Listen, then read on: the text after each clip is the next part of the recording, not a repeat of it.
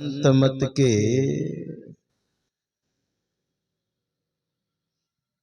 सर्वश्रेष्ठ और सर्वोत्कृष्ट ग्रंथ सत्संग योग से हम लोग पाठ सुन रहे थे। योग शिखोपनिषद, इसमें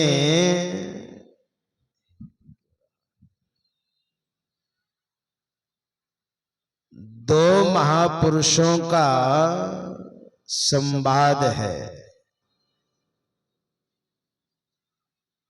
भगवान ब्रह्मा जी जिज्ञासा कर रहे हैं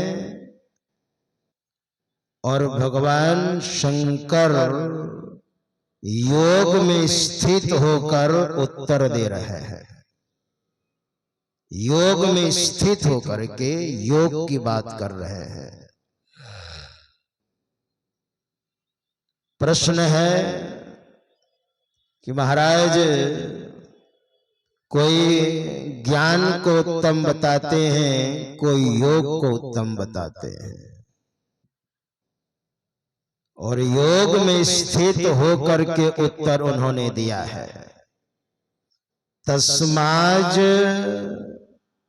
ज्ञानं च योगं च मुमुक्षुर दृढ़मभ्यसेत। मुमुक्षु को, जिनको आत्म साक्षात्कार करना है, आत्म कल्याण करने के लिए उत्सुक हैं, उनको क्या करना होगा? तो भोले बाबा कहते हैं पहले उनको ज्ञान अर्जन करना होगा, सीखना होगा। तस्माद ज्ञानं च, और तब कहा योगं च। आत्मा और परमात्मा के बीच में जबरदस्त खाई है, दुख का पहाड़ है। उसको पाटने का काम, दुख की खाई को समाप्त करने का काम योग करेगा। पहले ज्ञान होगा, फिर योग करेंगे। भगवान शंकराचार्य, जो भगवान शंकर के अवतार थे, बड़ा अच्छा उन्होंने बताया। आत्म कल्याण योग से होगा, ज्ञान से होगा। कैसे होगा? तो बड़ा सुंदर उन्होंने जवाब दिया है। ना योगे ना, योग से, योग का ज्ञान आपने सीख लिया, यानी भजन वेद आपने ले लिया, और आप भजन नहीं करते हैं, साधना नहीं करते हैं, तो उससे आत्म कल्याण होने वाला नहीं है। बहुत बार लोग भजन वेद लेकर के और चुपचाप हो जाते हैं, मानो बक्सा में बंद कर दिया है भजन वेद को। तो ऐसे लोगों के लिए भगवान शंकर कहते हैं ना योगे ना।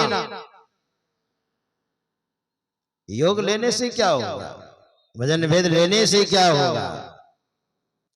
फिर आगे कहा ना सांख्येना। सांख्य का अर्थ होता है, वैसे तो महर्षि कपिल सांख्य योग के प्रवर्तक हुए और संस्थापक भी हुए।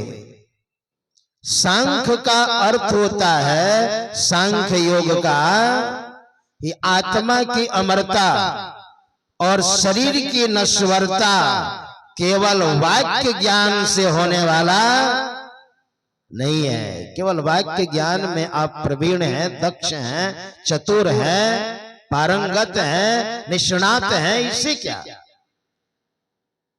श्रीमद् भगवद गीता के द्वितीय अध्याय को सांख्य योग कहा गया है। उसमें भगवान श्री कृष्ण ने अर्जुन को योग में स्थित हो करके और उत्तर दिया था, या एनम वेत्ति हंतारम यशैनम मन्यते हतम उभौ तो न विजानीतो नायम हंति न हन्यते। हे अर्जुन, इस आत्मा को कोई मार नहीं सकता है,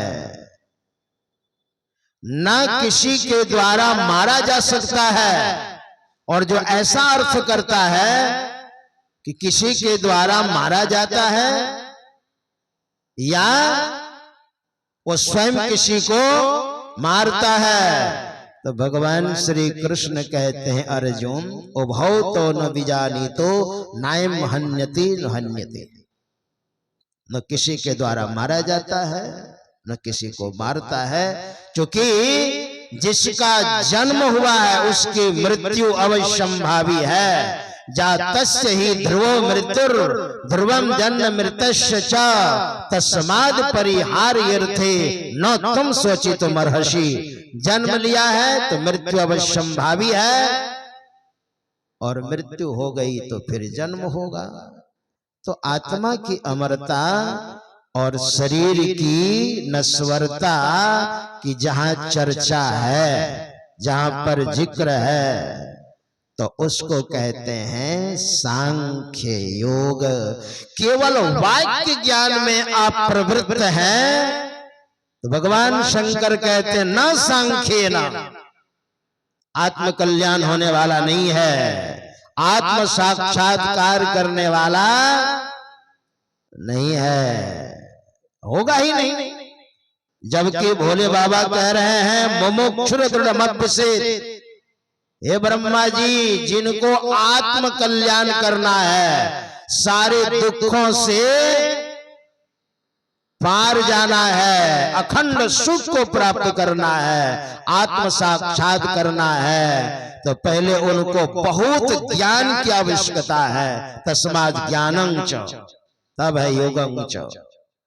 भोले बाबा कहते हैं केवल वाक्य ज्ञान में है तो आत्म कल्याण होने वाला नहीं है, इसको क्रियान्वित करना पड़ता है।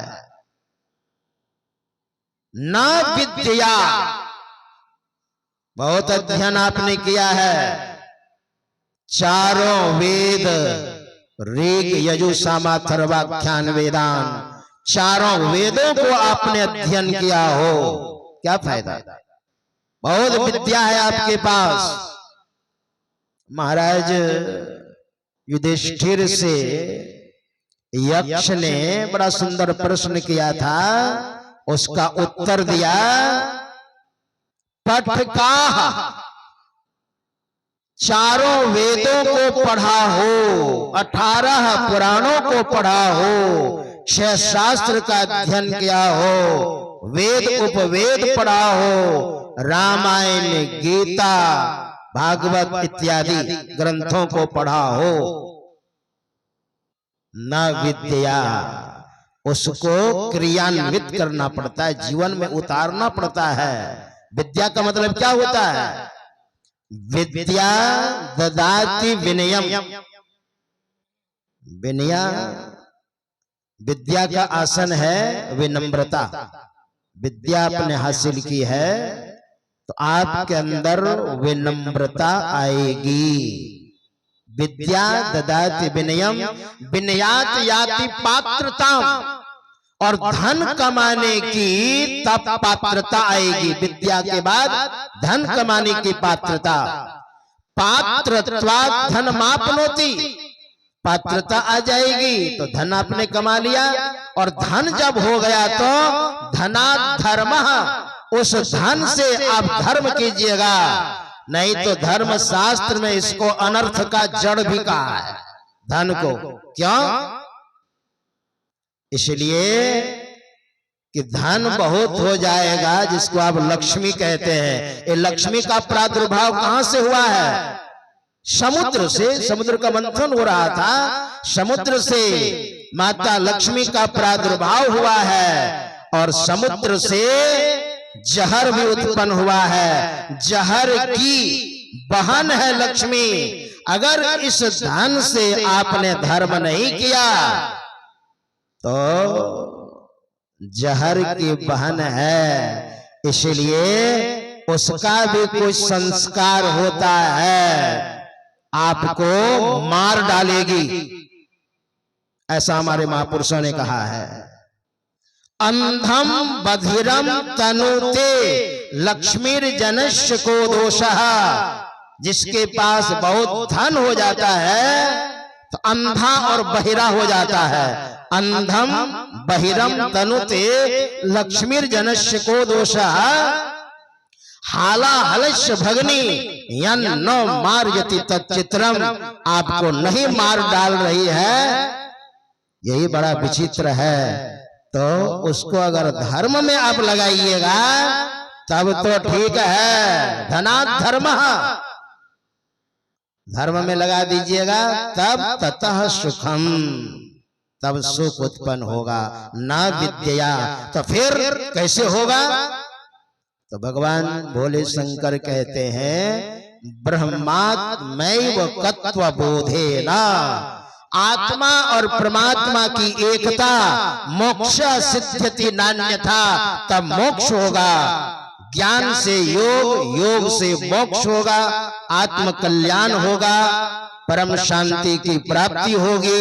यही तो भोले बाबा कह रहे हैं ब्रह्मा जी से। सबसे पहले ज्ञान का अभ्यास कीजिए, भजन भेद लीजिए और बात समझ में आ जाए। जो त्याज्य पदार्थ है उसको त्यागिए और खाद्य पदार्थ को त्याग कीजिए। बात समझ में आ जाए, भजन भेद लेकर के त्रिकाल संध्या करें, 2 वक्त सत्संग करें, आपका कल्याण होगा। यही समयानुसार थोड़ा सा कह दिया। श्री सद्गुरु महाराज की जय।